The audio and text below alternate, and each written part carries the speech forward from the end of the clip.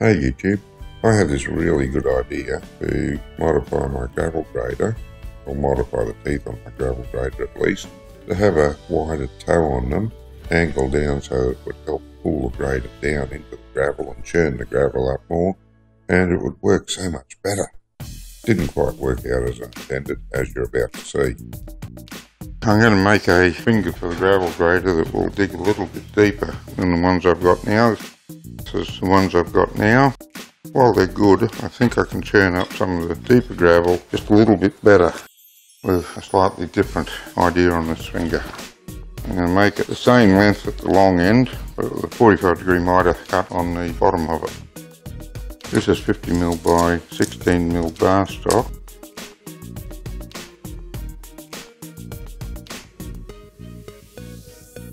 Well, this video has been sitting around for a little while waiting for me to edit it, get it uploaded onto YouTube, but I believe this was the first project that I used the bandsaw for after I bought it. I used it to cut all of the fingers for this small project, and I'd have to say it's one of the nicest tools I've ever used for cutting large bits of steel. Being the first time I used it, I was quite fascinated with the way it worked, but I won't bore you by showing you all of the pieces that I cut. Suffice it to say that I cut 4 of the uprights and 4 of the slope pieces that dig into the ground. You'll see them put together in a minute. And this is how it's going to fit together.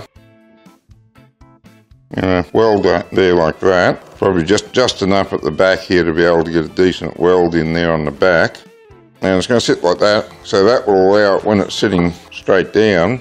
This will be flat with the ground level, but this, as it digs in, will tend to pull it down. Now I'm hoping the flat bit's not going to keep it riding up. I could put it on like that, but I tend to think that might be just a bit too much. I don't know, maybe it won't be, because that would certainly tend to help it go in, sort of like a chisel working into wood. Actually, I think I will put it in that way. As I said, this is 2-inch flat stock. This bottom piece is half an inch, so that's 50mm by 12mm, and that's cut at 60 degrees. Right, you can see that there, it's a 60-degree angle in that area there. The long side is 92.5mm, which is 3 5/8 inches roughly, near enough. I cut these on the long side 126mm, which is 1 foot and 13/16. So it's 12 and 13/16 on the long side, and that's cut at 30 degrees, so the angle in here is 30 degrees. Next thing to do is to drill the matching holes for the other fingers, and then get these welded in, and they're finished. I drilled all these off camera now. The hole patterns match the hole patterns in the original fingers, so that when that's mounted there, set in the same hole, they end up at exactly the same height. So now all that remains to do is weld them in place, and then I can replace 4 of the original fingers, and I'll keep those 4 as spares. If this works, as these wear out, I'll have to make some more of them. Or if it works really well, I might replace them all. I'm just going to start by tacking all these on. Well, I want them positioned like this in the centre. An eyeball measurement should be good enough.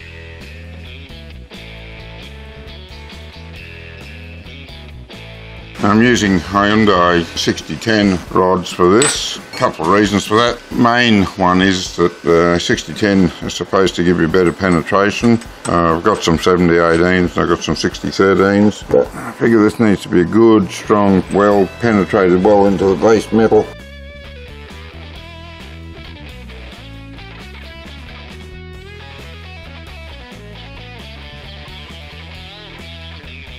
Now, I haven't used 6010 very much before. This is the first packet I've ever bought. I find it a bit disconcerting how the flux catches fire. Because all the force on these heads on the end of the fingers is going to be trying to rip them off the fingers, I wanted to make sure I had some really strong welds on them. So for this I used some 6010 rod. It's a 4mm rod, which is about 5/32 of an inch. I chose the 6010 rods because they had the best penetration of any of the rods that I had barbed to me, and I put some really heavy beads around them to make sure they held together under load. Now I'm just going to replace every second finger with the new ones.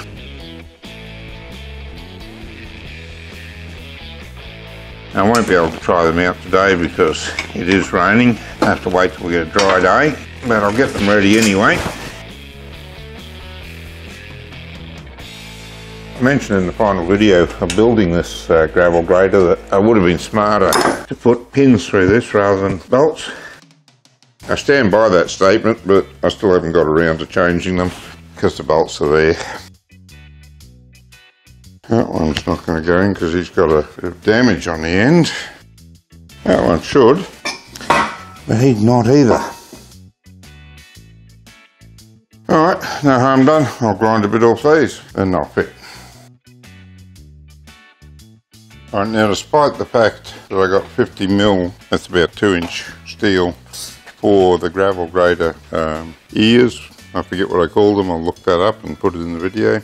And I got 50mm steel for this. This doesn't slide in between the other, so by quite a good margin. So I've got to go ahead and grind it down a bit.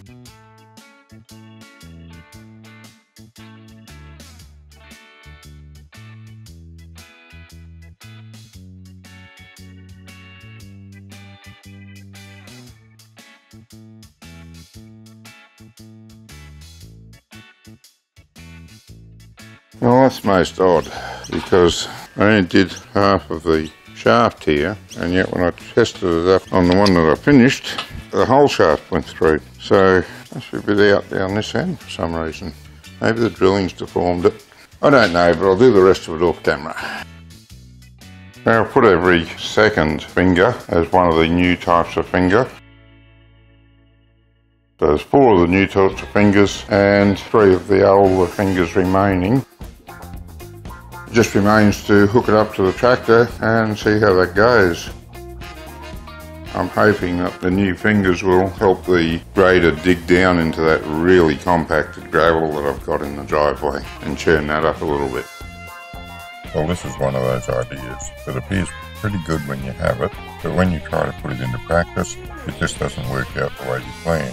I thought that the larger, wider finger would dig into the gravel, help pull the grader down into the gravel, churn it up more, lift it up, but that didn't turn out to be the case. The wider finger just slid over the ground, perhaps because the gravel was very tightly compacted. I think that was probably the reason. If it had been loose, it would have worked better, but as it was, it just didn't work out as well as I thought it might at all. Very disappointing, but as you'll see in a second, I came up with another use for it, which turned out to be pretty good. It's a little bit easier to see in this clip that the wide fingers dig in all right where the ground's soft, but as soon as they strike anything that's a bit hard, they start riding up over top of it, and of course that holds all the other fingers up as well. So I've got to admit that this idea didn't pan out as well as I'd hoped for the job that I had in mind. So let's have a look at the next job that I found for it and see how it went with that. My wife decided that it'd be nice to have a garden bed at the end of the new shed. Now the soil around here is not real good. The topsoil part of it varies between about 6 inches and 12 inches deep. That's between 150 and 300 millimetres deep. So there's not much of it. It's not very good topsoil, and below that you run into clay, and a little bit below the clay you start to run into shale. I think probably about 2 feet's the deepest I've ever dug here without running into shale. But anyway, having to do this for the garden, I decided that I'd give the gravel grader a go to see if it acted reasonably as a plough. Since it was no good for doing the job I intended it for, I thought they might work well going through topsoil. And in fact, as you'll see, they did pretty good. So even though they're no good for the job that I intended them for, they are actually good for a job, so I will get some use out of them, albeit not very much. I don't expect to have much use for ploughing garden beds around here. I don't think there's much area that the wife hasn't already got under cultivation. So as you can see, it wasn't a total loss as a project. So thanks for taking the time to watch this video. As you can see, not all projects work out quite as you intended, but I was fortunate in this case that I did find some other use for it. If you'd like to see more of my projects, you can go to my channel or browse to my website. Don't forget to click like, comment and subscribe for more. Until next time.